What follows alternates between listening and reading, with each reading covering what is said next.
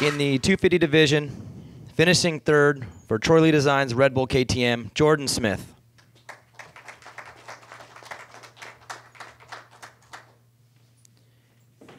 And in second, riding for Geico Honda, Amsoil Factory Connection, Jeremy Martin.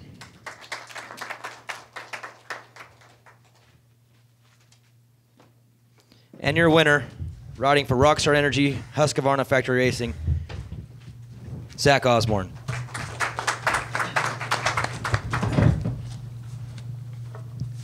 Jordan, congratulations.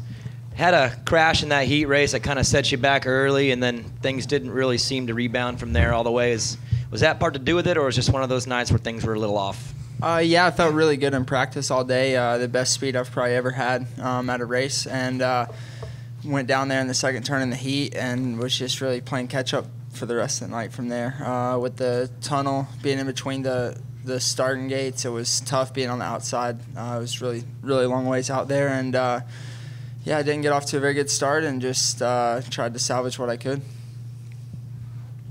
Jeremy, congratulations. Looks like we got some momentum building now. Atlanta, we had the main event win in the Triple Crown. Daytona, and here again. Do you feel like things are coming around this season? We're getting closer to a win?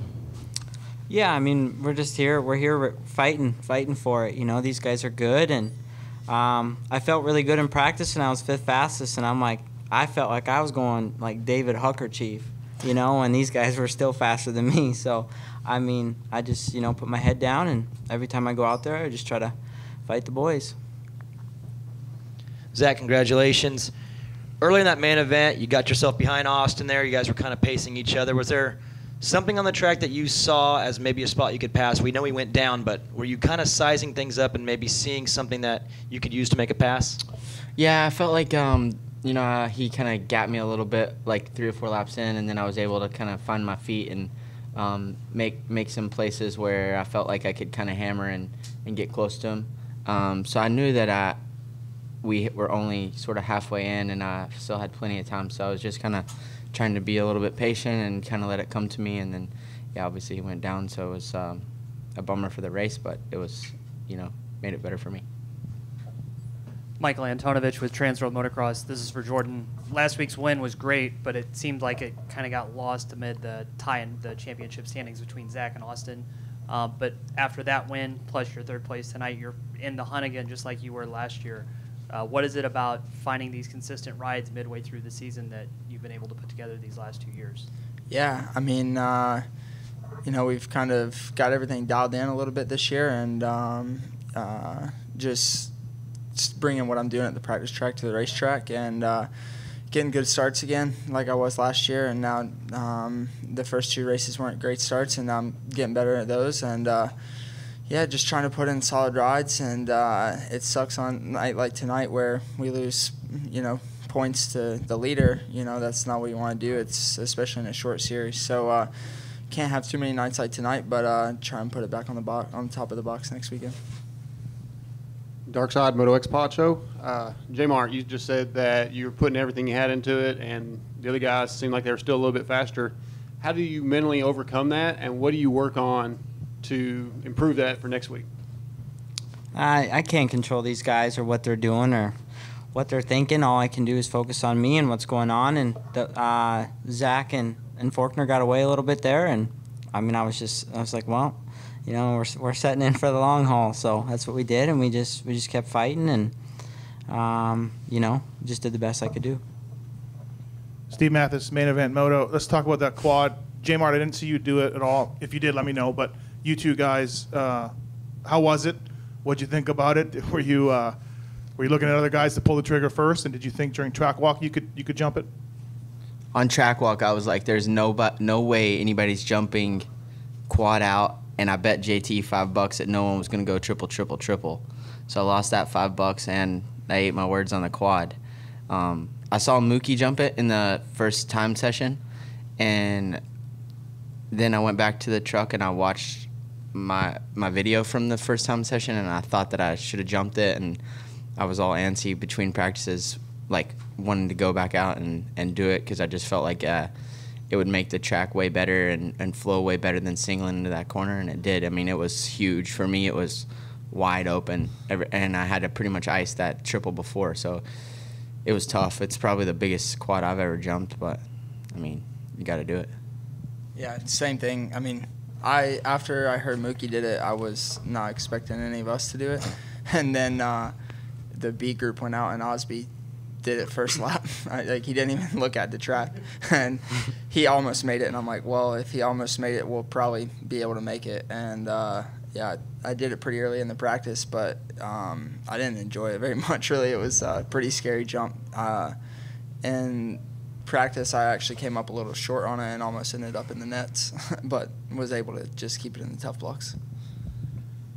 Steve Giberson, Vital MX. Zach, talk about that section after the finish line where Austin went down. It looked like it might have caught you a couple times also.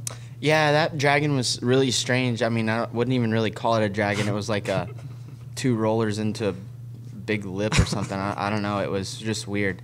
And then in our main, it got a bunch of like really soft, funky ruts in it, and it caught me off guard 2 or 3 times where I was pretty nose heavy, and I wasn't sure if I was going to pull it off. But it was just you come into that thing with so much speed off the finish line, and then you almost had to check up a little bit to go slow enough because you couldn't really just skim off of it.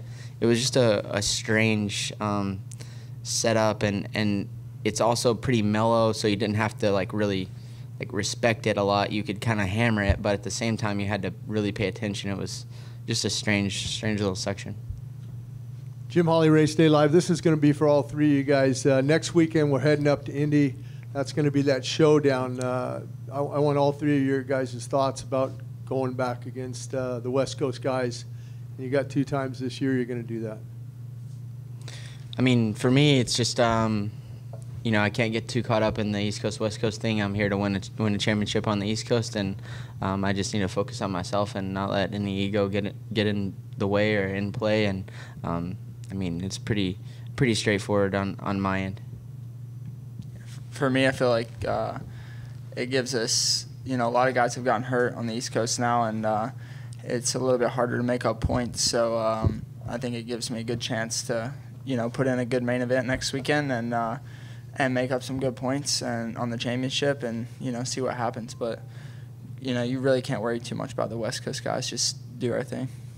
What about you, Jeremy? Your brother, you going to go up against him? You got any side bets? No, he's not racing, but even if he was here, I'd smoke him.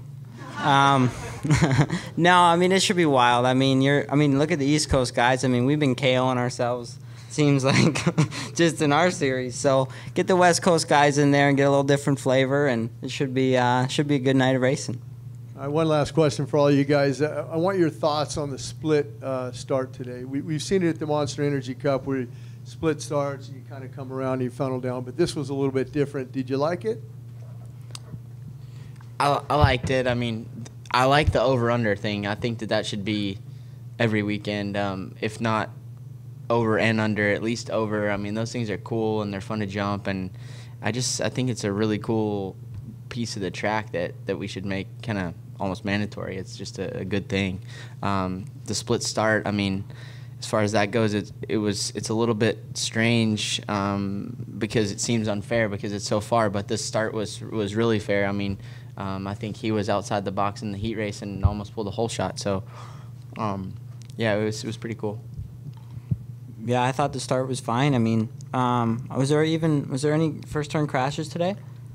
Not at all. No, and it was a nice sweeping turn too. It wasn't a 90 followed by a tight 180 like at Dallas. It was actually built right, so I think it was fine.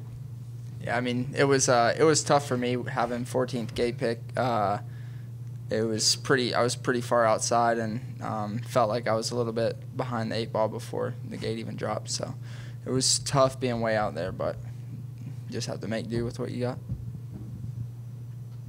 Thanks, guys. Thank you.